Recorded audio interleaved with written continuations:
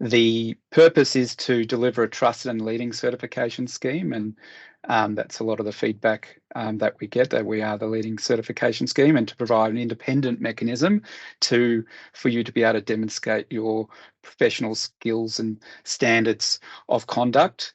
It really is an independent mechanism. The CEnvP scheme itself, as you can see on the bottom dot point there, it's based on an ISO, and that ISO is the 17024. Bit of a mouthful, but essentially what it means is that we follow we conform to this international standard for operating a certification scheme, and it's a big ISO, and essentially we benchmark ourselves against that, and with that we ensure that those that come from all parts of industry can be certified through our scheme without needing to belong to any particular type of group. You may be an EINZ member, or you may not. You may be an ALGA member, you may be an ACLCA, Wasteman's, IAIA, whoever it may be. That's not limiting the ability to gain the certification in any way. And it also ensures that the scheme has very good governance processes in place to avoid any undue influence from any parties in that certification or governance processes. The certification scheme itself, in the process, rigorously vets candidates against stringent industry recognised criteria. And what that means is that for each of the certification types that we have a specialist environmental advisory committee that will look after that certification to ensure that the certification itself is meeting the needs of industry for that area. So for site contamination, we have a SEAC.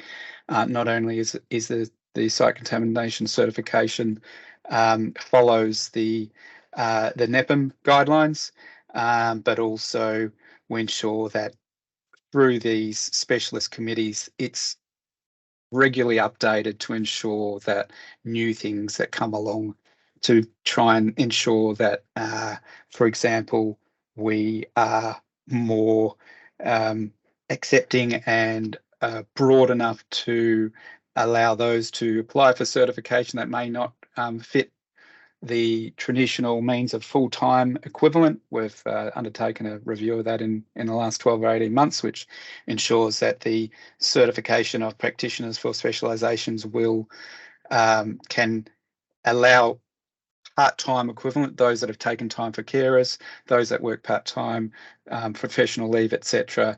People still can come through and have a higher chance and less discrimination, I guess, of their personal circumstance. It's all measured against the way that you can actually demonstrate your experience. Currently, there's 1,180 certified across Australia, New Zealand, and there's about a dozen or so scattered in different parts of the world. Why to become a CEnvP? This was the motivations you can see in the pie chart there. This is from the latest survey. We do this every year of CEnvPs. Professional standing, set an example to others, provide confidence to clients, raise professional standards yourself, giving back. Things like site contamination and the impact assessment REAP schemes, it's a requirement or will become a requirement. Reduce insurance premiums. There's plenty of reasons, and also career advancement. Many of the consultancy firms today are using certification as a professional development tracking device, and even links that to promotions and salary increases. Of the certification types out there, you'll see that by far general and site contamination are the largest certifications. Of the general certification, hundreds of those also identify as working in the site contamination space. So they may be certified and have 6-7 years experience in total, and they'll be working towards the site contamination certification when they reach that 10 years of experience and 8 years of site contamination specific. The other ones out there, we can see the impact assessment in New South Wales REAP. That's one of the more recent ones, and that's rapidly grown in the last couple of years due to having a regulatory requirement in New South Wales. The certification is rapidly being recognised, and this one on this screen is mostly looking at not just all certification, but focused on the site contamination. You can see that the New South Wales EPA require a CEnvP recognises a CEnvP-SC as being a suitably qualified and experienced contaminant consultant. More recently, for the Ministry of Environment in New Zealand, they recognised that a CEnvP-SC is considered a suitably qualified and experienced practitioner, SQEP, and required to do that to meet their requirements under their contaminated land management guidelines. The Tasmanian government also require CEnvP-SC to be conducting specific work in that jurisdiction, and also the EPA South Australia. Are there any questions as yet, Bree? Okay. Not yet. Okay. Can you please explain the acronym REAP to Western Australia? Well, it's good timing because the last we'll talk about it in this session. This one here, New South Wales Government Planning, Industry and Environment, the New South Wales Government REAP scheme, Registered Environmental Assessment Practitioner, is a requirement to undertake state significant projects and major projects in New South Wales. To submit an EIA in New South Wales, it needs to be signed off by a REAP. And one way of obtaining REAP of 2 is through the CEnvP impact assessment scheme. So you have to qualify as an impact assessor for the CEnvP. I'll just go one back.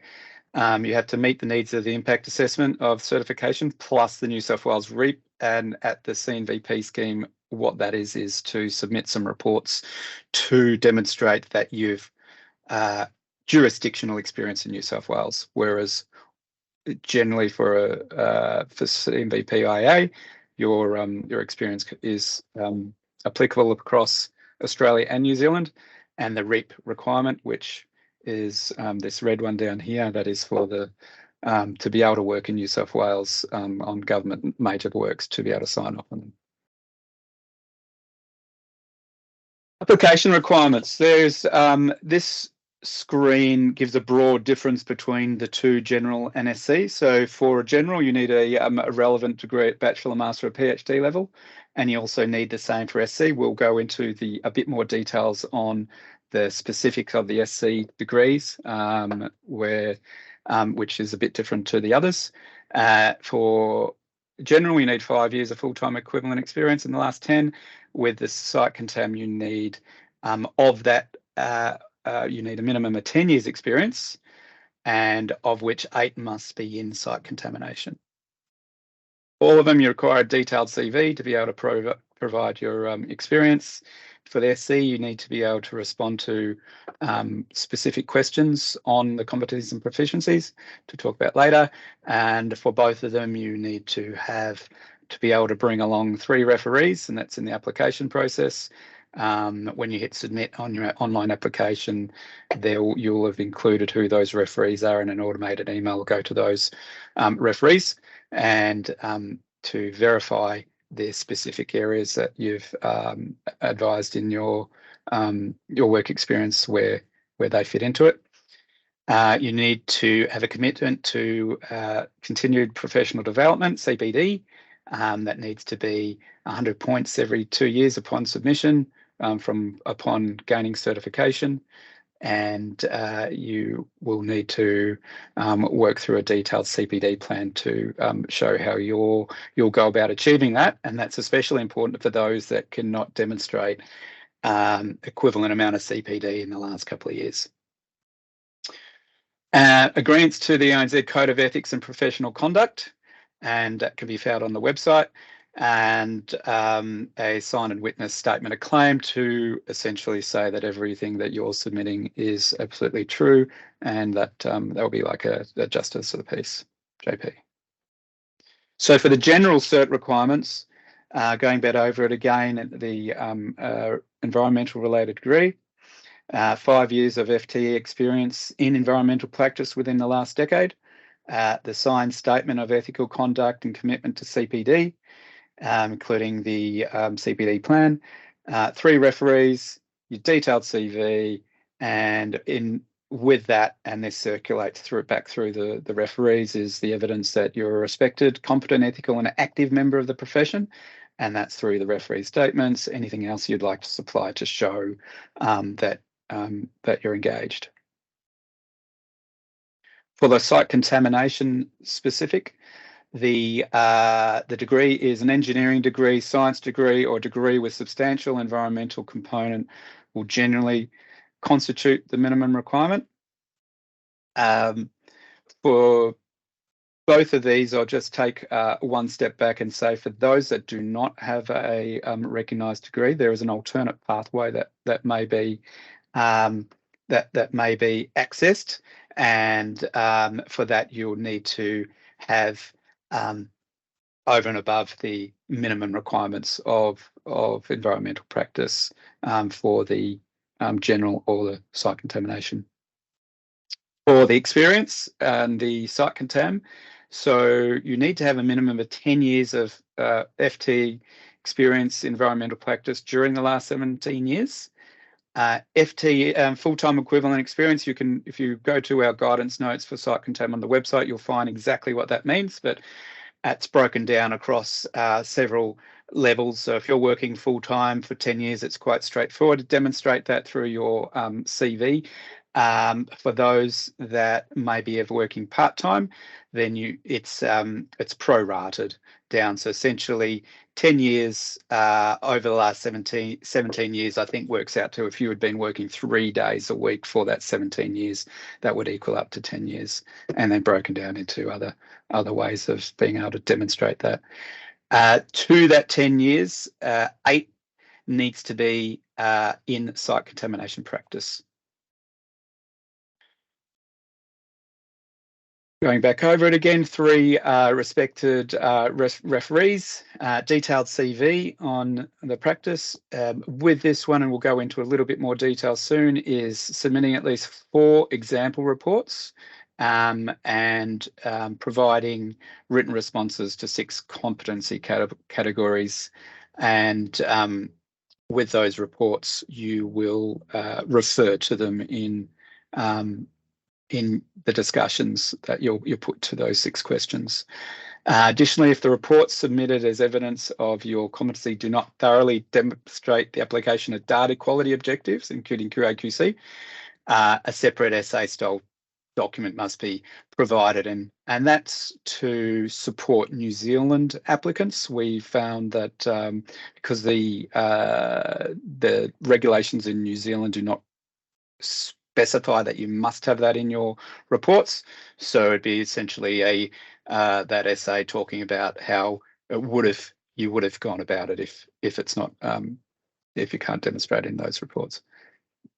Again, evidence that you're a respected, competent, ethical, and active member of the profession, and that's going through those CV, publication, citations, referees talking about you, CPD, statement of claim, commitment to the EINZ Code of Ethics. As I'll, for those that might have joined late, these slides will be circulated to all that registered, so any of the links you'll be able to click through to when you go in the slides.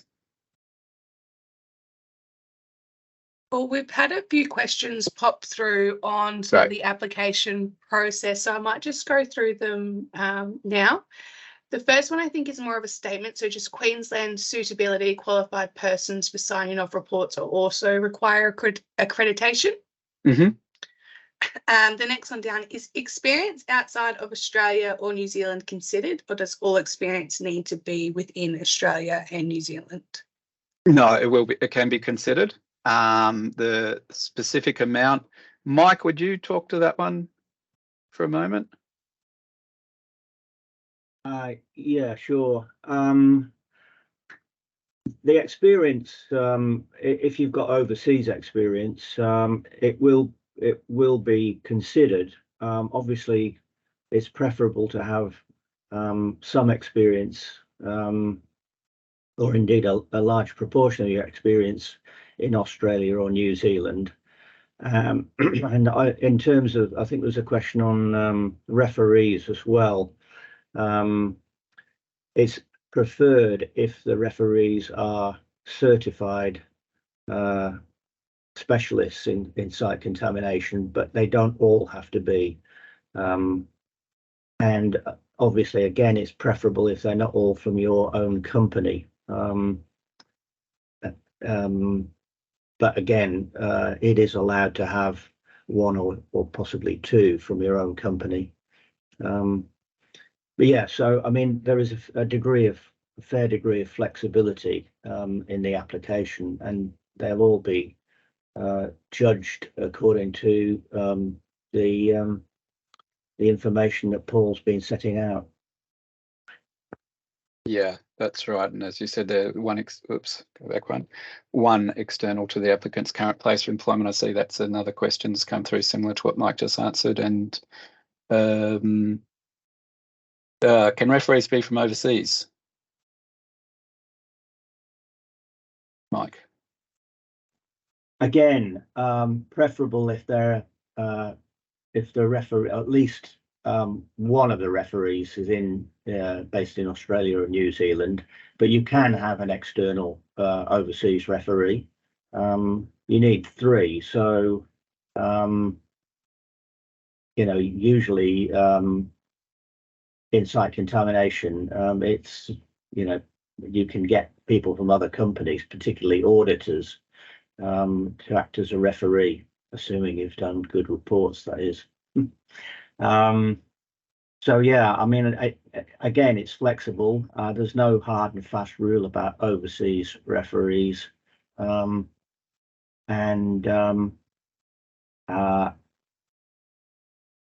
in that sense, we can adopt a fair degree of flexibility when the application is first reviewed. Thanks, Mike. On to the degree. Can the bachelor degree for CEnvP be a science degree with a postgrad diploma in environmental related field? Yep, that will be able to show that you've got a substantial component there. What about overseas education considerations? Yes, they definitely can be considered.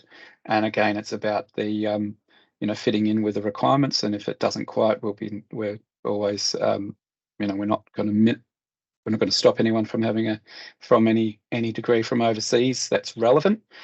Will you consider overseas certification as part of the application, specifically North America? Well, yeah, it'll be looked upon, but it wouldn't. Overseas certification wouldn't stop you from doing any of the application. You wouldn't say, well, I've answered that there, I've done that in this certification. It aids to it as part of all the things that you include.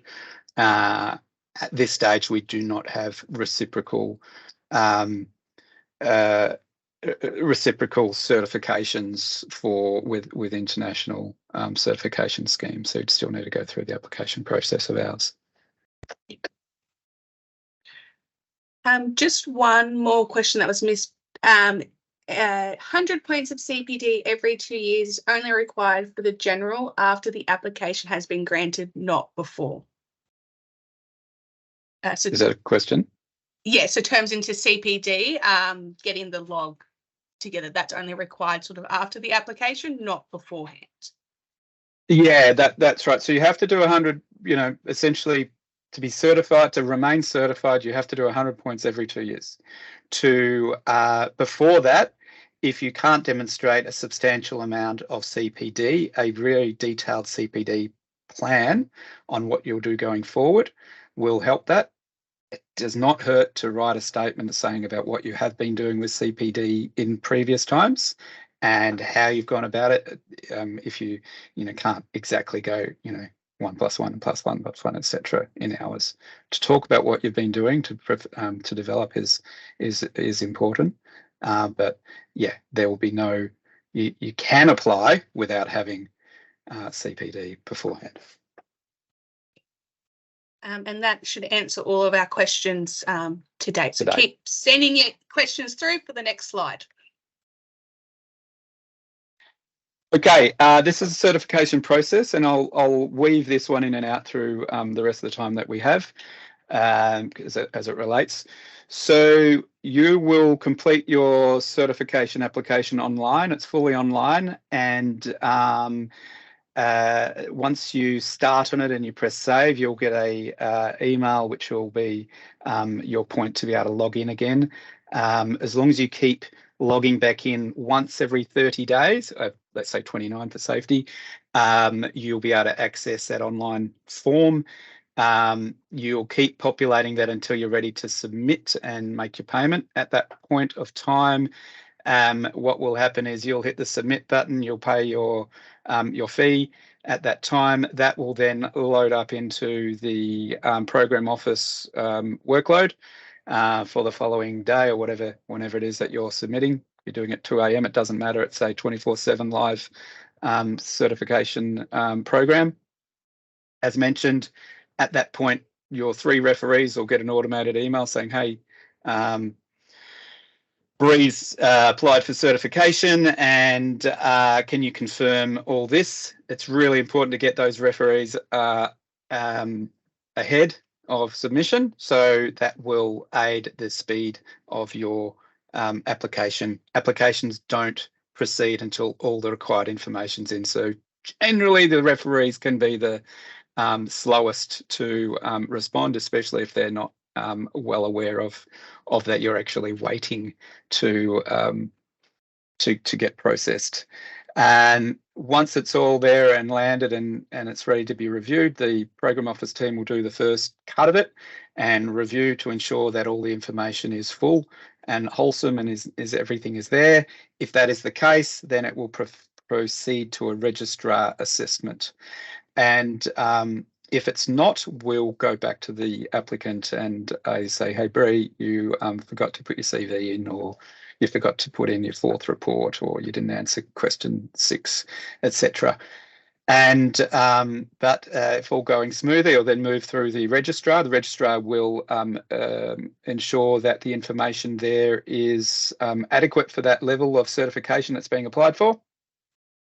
The site contamination registrar is a certified site contamination practitioner that will be reviewing it. And at that point, they'll determine, as its note said, there's no right of appeal against the decision of registrar. Please make it a really good submission, your first one. Don't try and just try and do the minimum. Go over and above.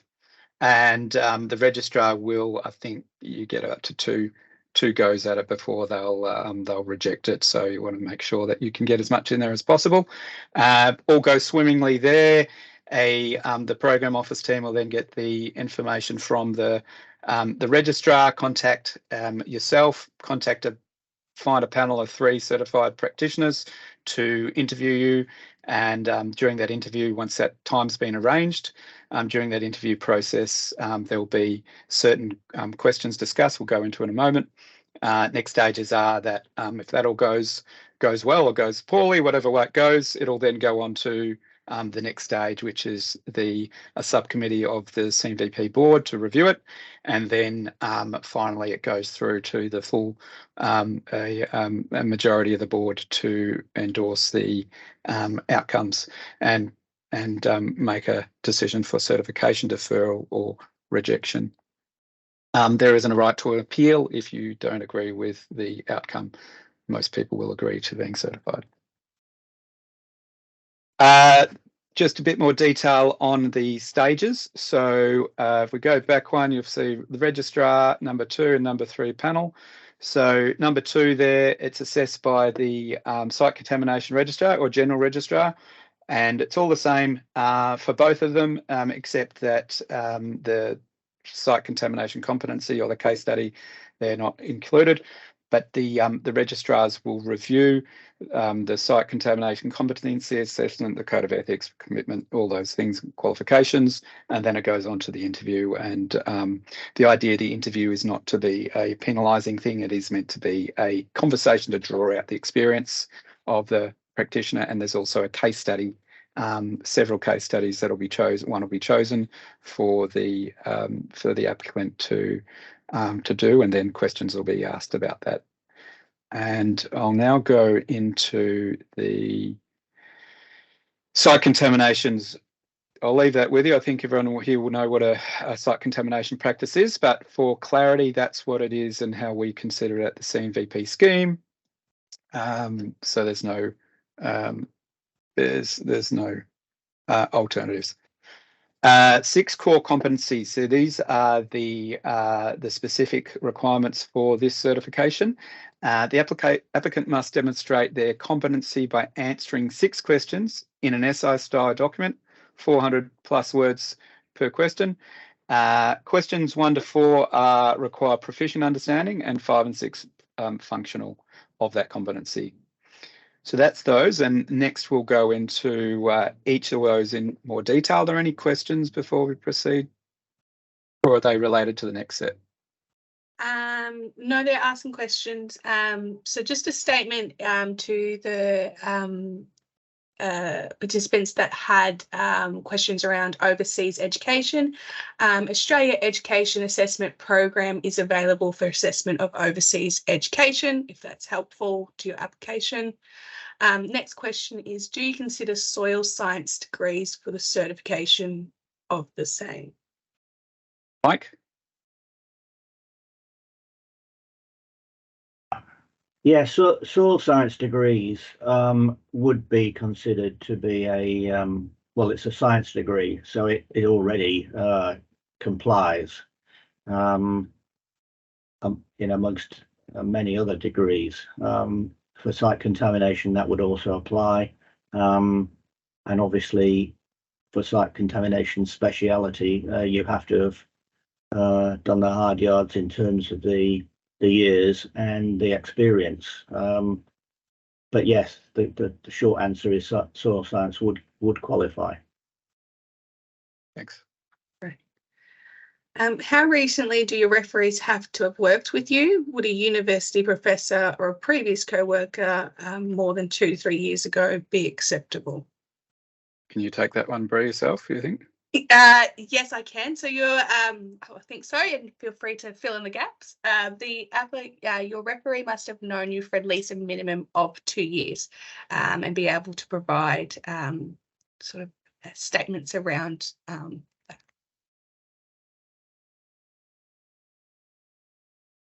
that. So that time frame is acceptable. It's just a minimum of knowing you for 2 years. And just a bit further to that, it would be related to, I guess, your CV. So the university professor, if that is something from before the information that you're providing, if the uni professor, for example, was you're doing a postdoc, or if you're doing some sort of practical research, which is part of your application, which can be done, it would that's where it would be relevant. But having that person would not be so relevant if it was, you know, more than 10 years ago, which wouldn't be on your CV.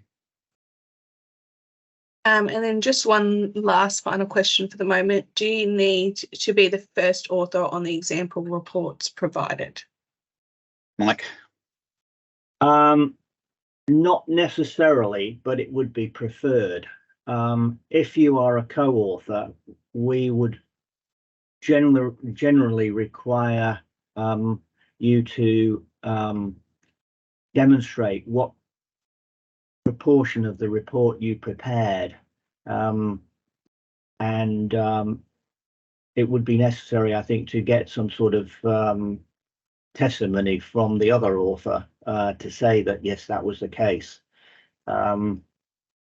But sometimes reports are co-authored and obviously reviewed as well. But with the authorship, you need to be able to state to a reasonable degree of accuracy whether you produced 10% of the report, 50%, or the majority of the report. Yeah, that's right. And putting that into your application, that information is valuable for us to make it easier for the registrar to review.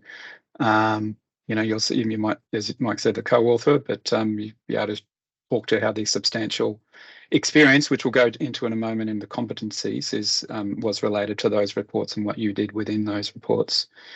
There's a few more coming through quickly. I'll just catch before we move through. Do you consider PhD as experience? Yes, PhD is an experience, but it can't be all the experience. So it needs to be a component, not the substantial component. What if you've only been in Australia for 1 year, but have 20 years experience in Canada? Would a local referee colleague who has known me only since arriving in Australia be suitable? Mike? Well, the requirement is that they've known you for a period of 2 years, but again, I think we could show some degree of flexibility if that colleague is a certified environmental practitioner with site contamination speciality. That would be something that we would consider. I think if the colleague wasn't really related to the field that you're applying in, then again it's horses for courses, really.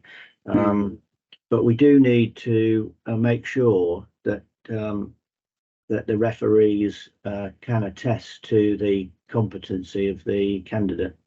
Yeah. And maybe the bigger challenge is also being able to demonstrate how that all applies within the Australian-New Zealand context. Yes. Which the certification is for. Yes. What about if you're a reviewer and have been for many years?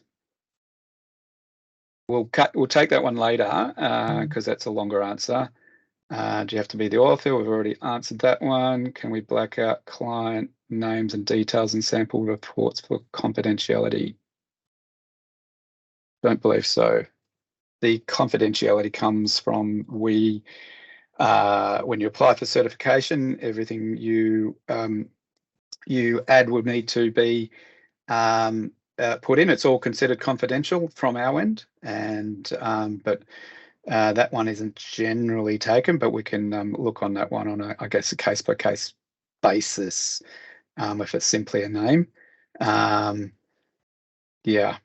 Reports are often for clients is issued report kept. Yes. So the issued report, everything is confidential. Nothing goes outside the confines of those in that in the review process. Everyone that's part of the review process has signed or will sign a confidentiality privacy document that says that that this is not to be shared, and it's really as simple as that. There's no two ways about it. Everyone's complying to a code of ethics. Everyone's complying to the work that they're doing within it as respectable practicing professionals. All right, we'll quickly get back on track, looking at the time. All right, so proficient understanding. This is number one. How have you demonstrated your ability to determine the nature, cause, and significance of site contamination? They're the ones that question you'll be answering to. 400 to 600 words against that one. I'm not going to read them out. You'll get these. Question two, how have you demonstrated your ability to perform preliminary assessment of site contamination? Through all of those, planning, contextualizing the purpose assessment, etc. If you've got any questions for these ones, please ask them as we go along. We'll try and close them out before we finish.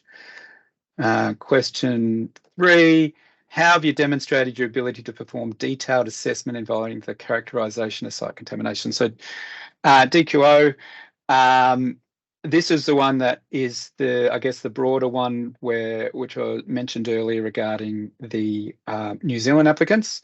And so if you're if you can't demonstrate that within the supplied reports, this is where you'll add a separate essay to demonstrate how those reports would have been, you would have gone about those reports under the relevant parts of the NEPM, National Environmental Protection Measure, Section 5, Schedule B2. Proficient. Question 4, proficient understanding. How have you demonstrated your ability to undertake professional practice in relation to site contamination? The ability to lead and integrate multidisciplinary assessment studies, project management, understanding audits, etc. Law. Question 5, this moves into the functional understanding. How have you demonstrated your ability to perform risk assessment of site contamination? For risk assessment. Question 6, last essay style response to involving the supplied documents of minimum 4 documents into it. How have you demonstrated your ability to perform remediation and management of site contamination?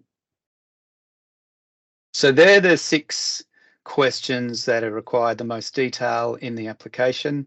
The rest is the same for most of the other all the other certifications. Going back to how this is then pulled together is that after the Program Office has reviewed to ensure that the documents are there in full, their role is not to assess, that's the role of the registrar. They will go through those questions and look at those.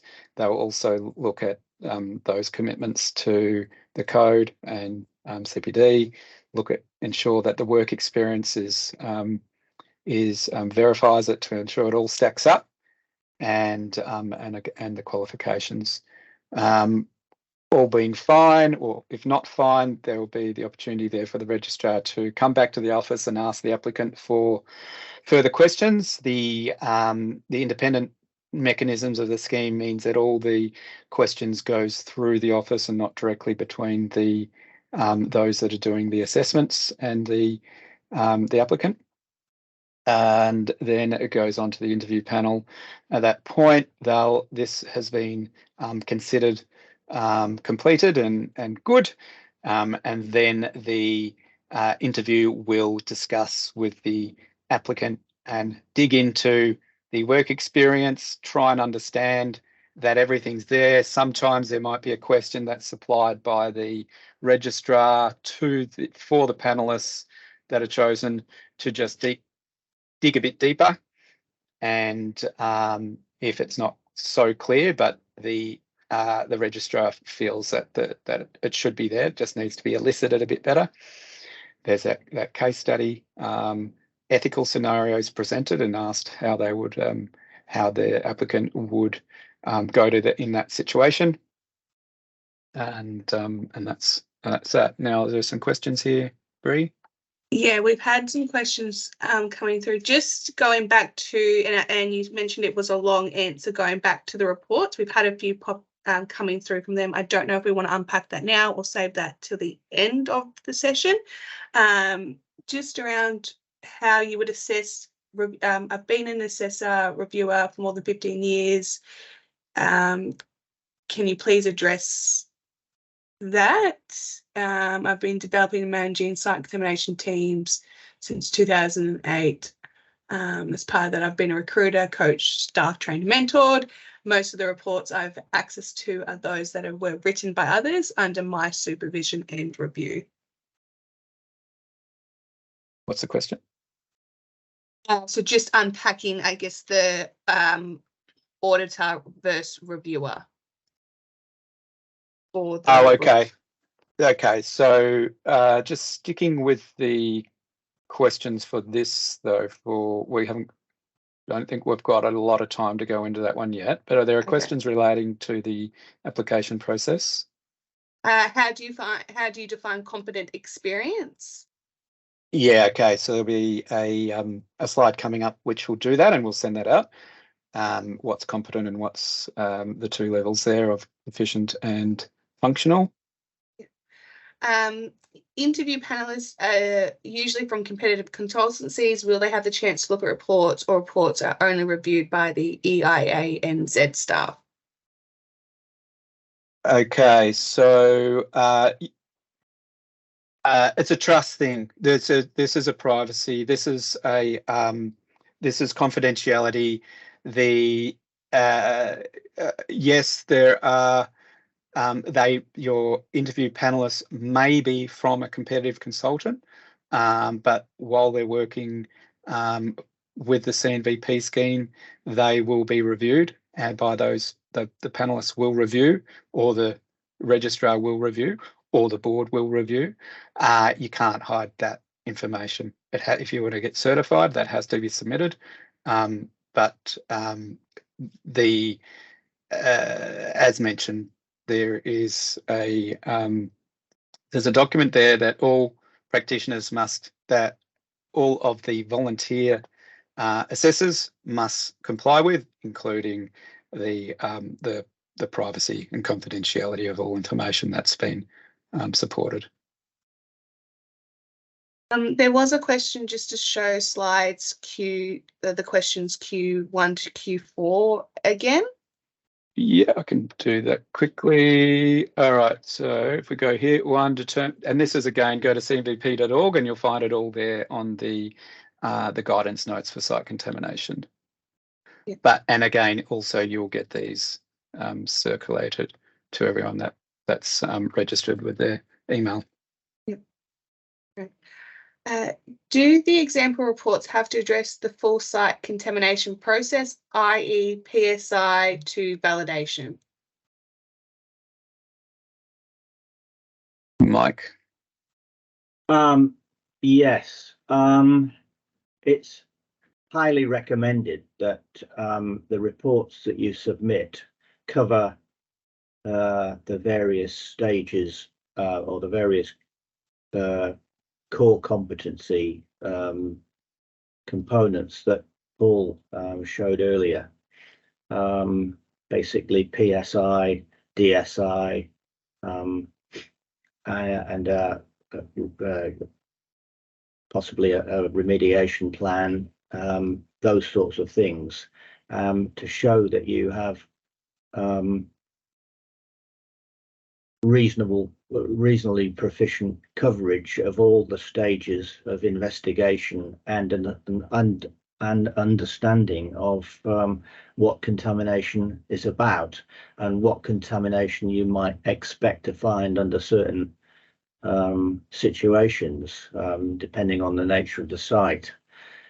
So it's wise to have a reasonable spread of reports, which by the time you get up to the level of experience that's required for a successful application, you really should have. It's unlikely that you'll have got to 10 years of experience in site contamination and not have done a PSI, a DSI, a RAP, and been involved with some of the other components that we require to be tested. So yes, I think it's important to have those reports. Otherwise, you're not really completing the requirements of the application. Yeah, and I'm seeing a few more on similar themes. I guess the bottom line is you have to be able to supply reports. Those in the application process are confined to confidentiality. If your client is not prepared to allow a report to be submitted, get another one. It's only 4 reports out of 17 years of experience. I think 3, but they need to be within the last decade. Those reports, but we'd hope that there's enough reports there that can be submitted in someone's experience. What else was there?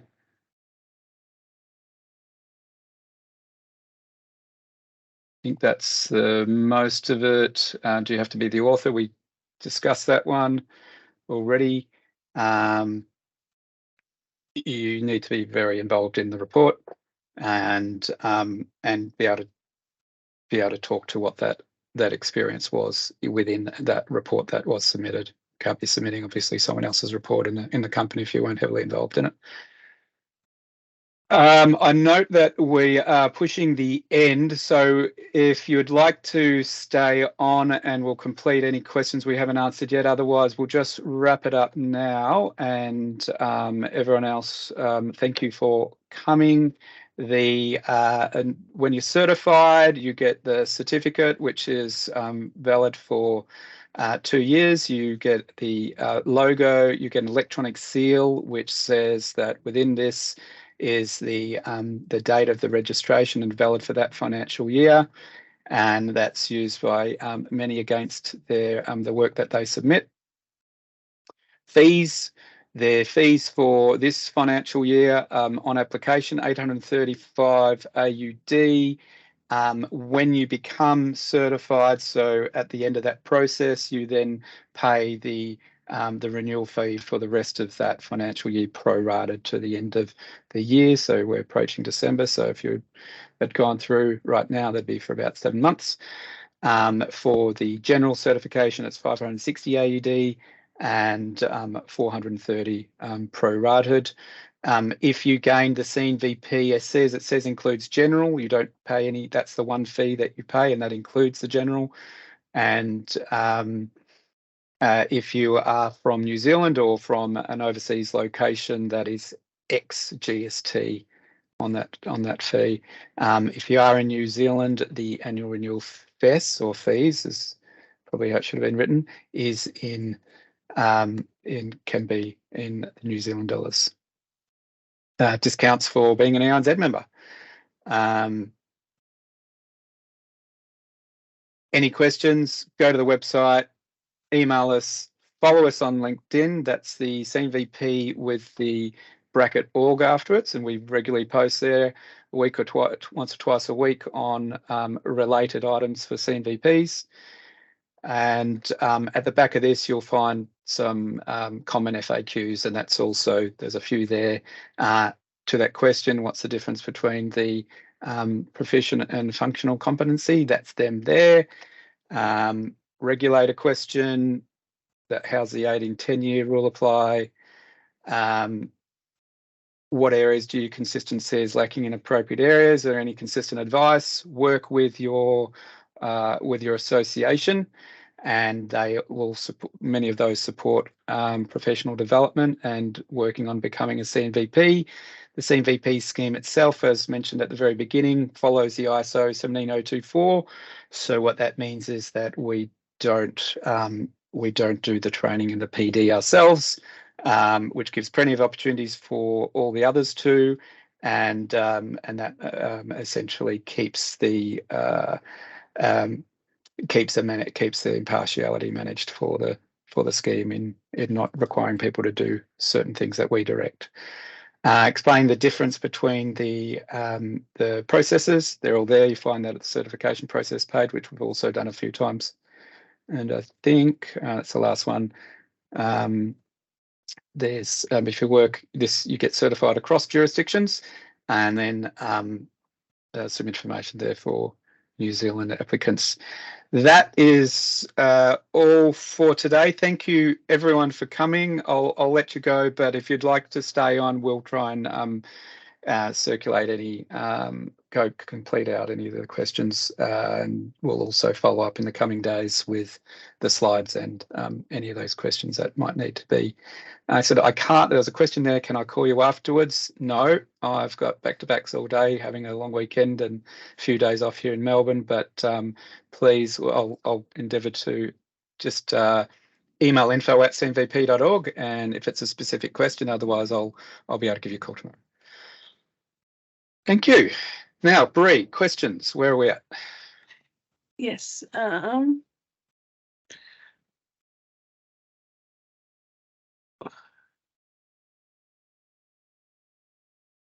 What if the candidate has more experience of just research program and some? If it's more research, it'll be harder to demonstrate the practical experience. If the research is practical, I guess you can demonstrate it there.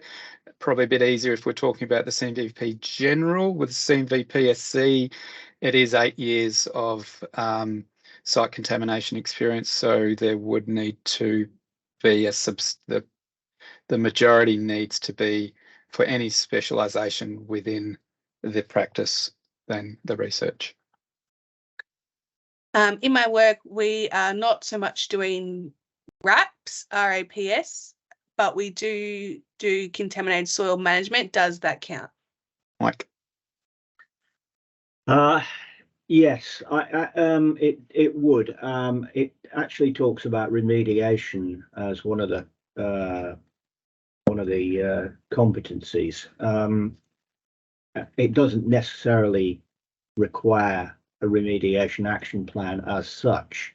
And obviously, if you are doing, where's the question again? Contaminated spoil management, that really is would count as remediation. And presumably there would be some documentation prepared that demonstrates that what processes have been considered and put into place. So obviously you would still need documentation which would be submitted. It may not be called a RAP. It could have another name, as long as it addresses the issue of remediation or spoil management.